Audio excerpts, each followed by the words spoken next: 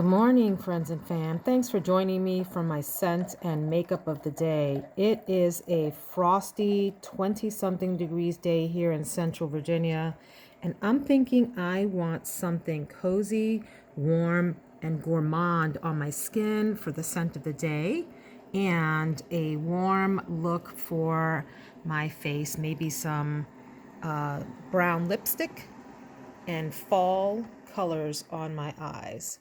Brewing my hot cup of coffee before we start to get ready. See you in the perfume closet for the scent of the day. My perfume collection is getting a little crazy. But the reason that it's crazy is not because I have too many. I don't think you can have too many of something that you love so much. The reason it's crazy is because I need to figure out a better way to display them so that I can enjoy all of the bottle designs and have access to all of them and not have any hiding in corners. I did go ahead and order yet another set of risers from Amazon for the sides of the closet to organize some of the smaller bottles. And I will show that in a future video. But the scent for today, I think, is going to be the lovely Christian Dior Addict. This pretty one here. I have to tell you, I wore this a few weeks ago and we went into a restaurant.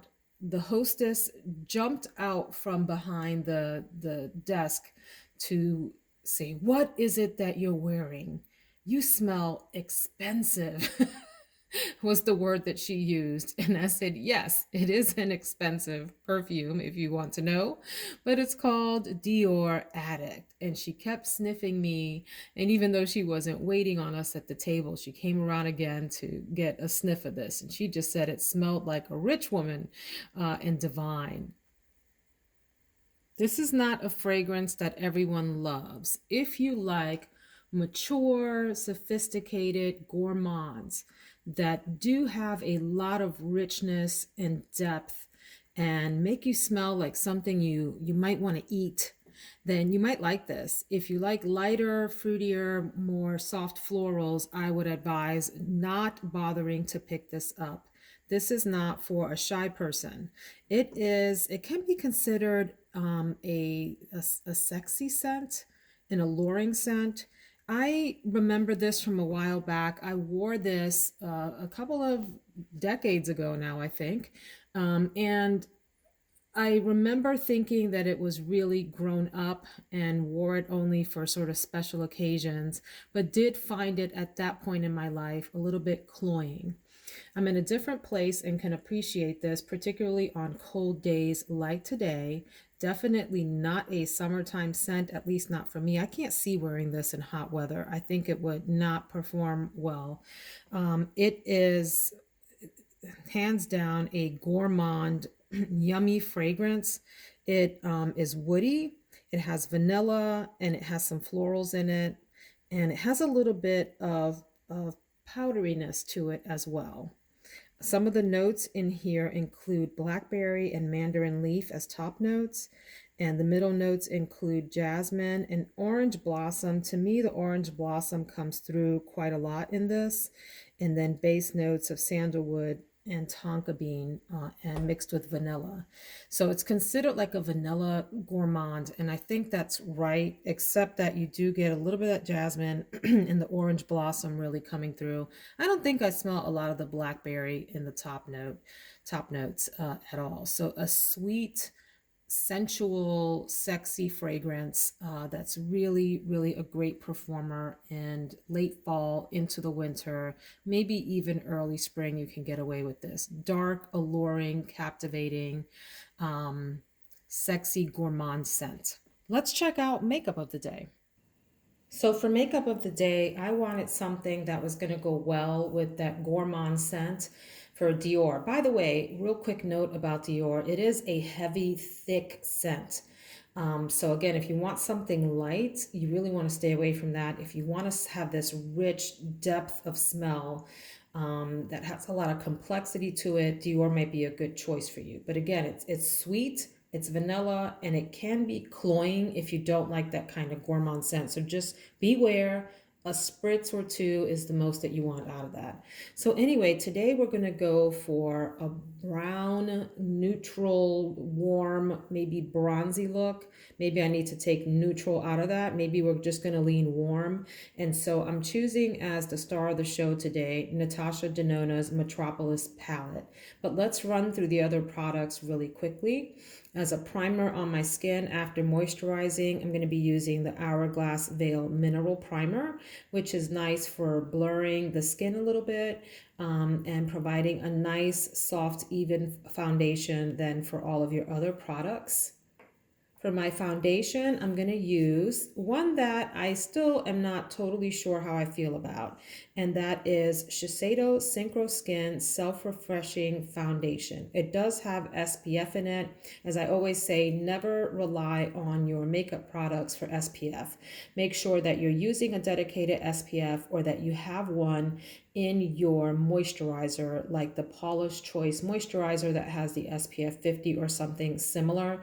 And I have to say, it does not matter what your skin tone is, from the lightest skin tone to the richest, deepest skin tone. Please be sure you're wearing some SPF to protect your skin, even if you are not planning to go outdoors. You definitely are affected by sun rays, even sitting near windows and so forth. So anyway, that's my soapbox for today. I have mine in the color 350 Maple. I am pretty medium skin tone, and I will do a little bit of self-tanning today after I get out of the shower with my Isle of Paradise tanning drops. So that's what that looks like. So when this came out, it was raved about so much on YouTube that I thought it was going to perform miracles. Is it a nice foundation? Sure. Um, do I want to repurchase this when I'm done? I'm not sure that I would go through the trouble of repurchasing. I have a lot of foundations, and while I think this one is nice, it doesn't necessarily stand out to me as like a top 10 or anything like that. So anyway, pleasant enough, and that's Shiseido Synchro Skin. I will, under my eyes, use the Becca Anti-Fatigue Under Eye Primer, which helps fill in fine lines before I apply my concealer, which is going to be the Pat McGrath Concealer. The official name is the Skin Fetish Sublime Perfection Concealer. I have mine in light medium 14, LM14. This is, to me, a holy grail concealer. It goes on so smooth, so easy, definitely blurs any imperfections in the under eye area, performs well all day, can be set nicely. In fact, I think I missed a product. Hang on a second.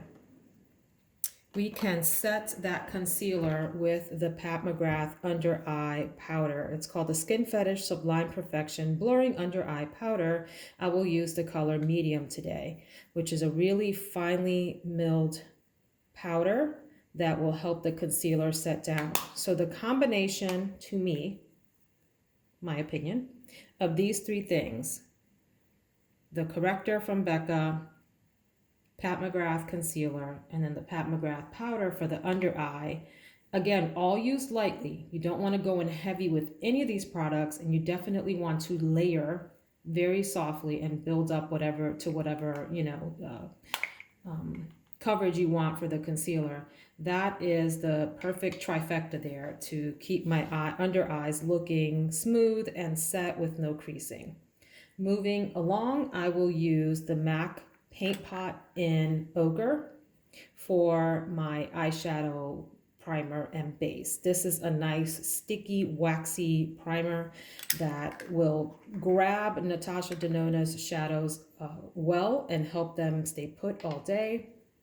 My powder for today is going to be Huda Beauty, Huda, I think is how you say her name officially, Huda Beauty Banana Bread. These powders, be careful with them. I find them to be a little bit thicker than most other powders. I do like this net here that allows you to just pump your brush directly in there without having to, shake some out. They do smell strongly, and a lot of people don't like that. I like the scent of these. I think it is divine. It's kind of perfumey, like pineapple mixed with some jasmine scent. I don't know what kind of magic she put into that scent, but I like it. So I have banana bread for today for that. I will then bronze a little bit with, I love this PUR Bronzing Act. This is in the color dark. They're matte bronzer. I don't see a lot of people talking about these. I have it in dark and I have it in light, and I think this does really well. So that's what it looks like. Don't be intimidated by how dark it looks in here. It will blend out quite nicely with a big fluffy brush. See, and give you a really nice brown tone for your bronzer. I'll use this in the hollows of my cheek, along the edges of my face, and the sides of my nose, and go in a little heavier on the hollows of the cheek just to add some dimension to my face, and then lighter everywhere else. The star of the show is going to be this gorgeous palette by Natasha Denona called Metropolis. I don't think there's anyone in the makeup community that hasn't heard of this palette yet and hasn't maybe gotten their hands on it or at least tried it.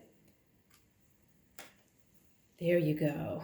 This was an anniversary palette for Natasha Denona, if I'm not mistaken, and came out at the top of the year between, I think it was 2019 and 2020, sort of the end of 19 into early 2020. This became really popular.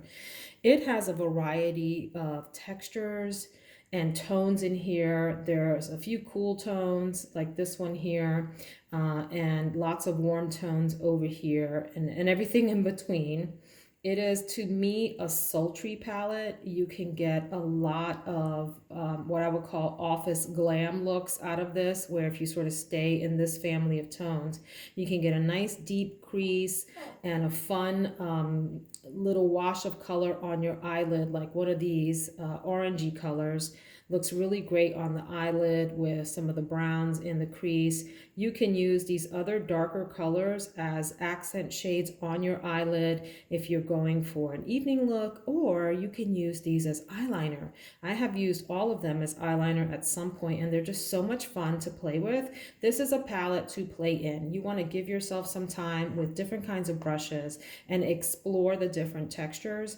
I would be careful with the shimmers, particularly like this one over here, which is the color, what are you called, love? That one is called Blaze, because they're a little chunkier, and so you want to make sure you have a little glitter glue as you're working with these for your eyes so that they don't fall out all over your face. And be sure you put that glitter glue on first before you go in with your shadow. Otherwise, you might have a little bit of a mess on your hands. And so I use the Ulta glitter primer for eyes and face. I'll just dab a little bit of that on before I go in with the shimmer. Anyway, I'm not quite sure where I'm going to go in this palette today. So as a reminder, all of Natasha Denona's palettes are organized so that you could do a quad. Like these four up here could be your entire eye look. Maybe pop that in the crease, put that all over the eye, and do that as your eyelid shade, and that in the inner corner or something like that. You can also use an entire row together or a portion of a row together, or you can go diagonal anywhere in the palette and get yourself a look. You have to have a creative mind to do that. Otherwise, you can stick to some of the sort of safer colors in here. Like this is a great safe color for an all over wash of the eye. And then maybe something like this color down here in the crease. But anyway, there's some cream to powder formulas in here, some of her regular mattes, and then different kinds of textures for the shimmer. Like this one is a little bit more fine grained than some of the chunkier ones over here. I had to get used to this palette. I have to admit, when I first got it, I thought the color story was beautiful, but I just had trouble figuring out what I wanted to do with this. However, I will say the more that I've played with this in 2020, the more I've really fallen in love with it. And I'm so glad that I have it. As you can see, I put quite a dent in a few of the shadows here that are faves. And now I'm to the point where I'm familiar enough with the shadows that I always get a fantastic look out of it and one that I'm really satisfied with. So I don't know where I will play. I do have a number of video conferences today for work, so I don't want to get too crazy, too editorial. I may stick down this row here since I want a nice warm look, or maybe I will stick with this row over here. We'll see. So that's Natasha Denona Metropolis. And then I will finish off my look with Essence, the blush in the color Bespoke. This is a really cool color. Well, I say cool, not cool in tone. It's actually kind of warm. But since the eyeshadow is going to be the star, I do want my cheeks to be subtle. So this gives a nice look like you just came out of the cold, is how one person described it on YouTube, and your cheeks are just a little bit flushed. So it has a kind of a slight luminosity to it. Really pretty blush, $2 or something at the drugstore. You can't beat that. For my highlighter, I'll also use another drugstore product that I think is in my top 5 favorite highlighters, and that's the Essence Pure Nude Sunlighter. There's a highlighter that's a little bit more subtle by Essence Pure Nude. Let me show you that. There you go. So that's the Pure Nude highlighter that is a little bit more subtle if you don't like a whole lot of, shine on your face. And then the Sunlighter if you want a little bit more pop. So I don't want my highlighter to compete with my eyes, but I do appreciate a little bit of shimmer and shine. Let's see, let's try it in here. There you go. A little bit of shimmer and shine on the very tops of my cheekbones, and maybe the center of my nose, like on the bridge, just a little bit to catch the light. And I will finish off the look with sculpting my eyebrows a little bit with the Precisely My Brow pencil from Benefit in 3.5, which is a nice brown. My Pillow Talk push-up lashes from Charlotte Tilbury, great mascara. If you haven't tried this yet, I think it's worth the splurge. Just make sure you look online for the tutorials of how to use this, this specific wand. It has a flat side and then it has brushes. You want to brush up with the flat side and then use the brushes to fan up as well and not overwork your eyeshadow. Finally, for the lips, I'm going to use Charlotte Tilbury's Charlotte Tilbury's lip liner in, what color are you? Iconic Nude, which is this really nice neutral but leaning slightly peachy brownie lip liner. And I will pair that with Cinnamon Toast, the color 839 from the L'Oreal Riche collection. So this does have a little bit of shine and will give a little bit of drama to my lips. Isn't that just the prettiest color there? So that's a nice cinnamon toasted kind of nutmeg color for the lips. And that'll be my look. Hope you have a wonderful day. If you like the video, hope you'll like it and you'll subscribe and come back and check out some more content. May you have a wonderful, productive, happy, blessed day. Take care.